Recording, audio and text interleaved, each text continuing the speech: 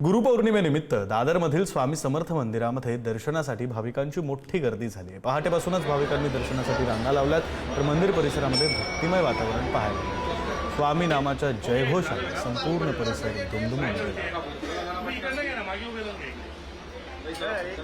आज गुरुपौर्णिमा आणि त्यामुळे भक्तिमय प्रवास आज आपल्याला भक्तांचा पाहायला मिळतो। आपण आता दादरच्या स्वामी मंदिरात आहोत। स्वामी समर्थांचं हेच मंदिर जिकडे आज खऱ्या अर्थानं मोठ्या प्रमाणावर भक्त जे आहेत त्यांनी गर्दी केलेली आहे। सगळ्यात महत्त्वाचं स्वामी समर्थांचं हे मठ, हे मंदिर हे सगळ्यात लोकप्रिय मंदिर मानलं जातं मुंबईतलं, आणि त्याच्यात आपण बघतोय तर भक्तांच्या मोठमोठ्या रांगा आता इथे सुद्धा पाहायला मिळतात। आज सकाळपासून गुरुपौर्णिमा असल्यामुळे अनेक भक्त इकडे मोठ्या प्रमाणावर आलेत आणि दर्शन आपल्याला घेताना दिसत। स्वामी समर्थांचं दर्शन ही सगळीच मंडळी घेताना दिसतात आणि आज गुरुपौर्णिमा असल्यामुळे या सगळी लोक आज कामावर जाण्याच्या अगोदर इकडे येऊन हे दर्शन घेताना दिसतात। सगळ्यात महत्त्वाचं म्हणजे या जर आपण बघितलं तर रांग जी आहे ती 5 लाईनमध्ये डिवाइड करण्यात आली आहे आणि हे चित्र आपल्याला मोठ्या प्रमाणात पाहायला मिळत आहे।